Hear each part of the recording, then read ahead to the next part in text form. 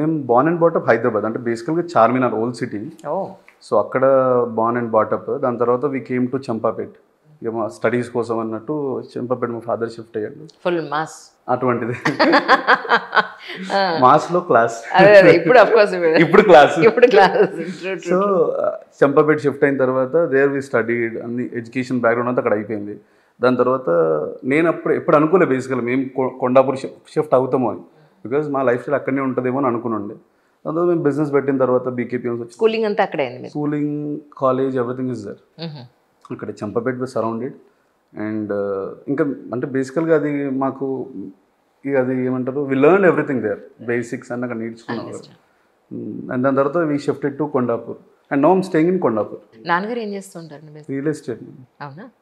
నేనేమనుకున్నా అంటే మీది ఫ్యామిలీ బిజినెస్ ఏమో అది, లేదు మీ నాన్నగారి నుంచి మీరు నేర్చుకుని మీరు పెట్టారేమో అని. అంటే యాక్చువల్లీ ఫాదరే ఫస్ట్ ఇన్వెస్ట్ చేసి ఒక స్టోర్ పెట్టించాడు. There I learn and came out of it. అంటే అక్కడ బేసిక్ ఏరియా అది. సో ఆ ఏరియాలో అంతకు మించి ఫర్నిచర్ కొనరు. సో ఇక్కడైతే కొంటారు.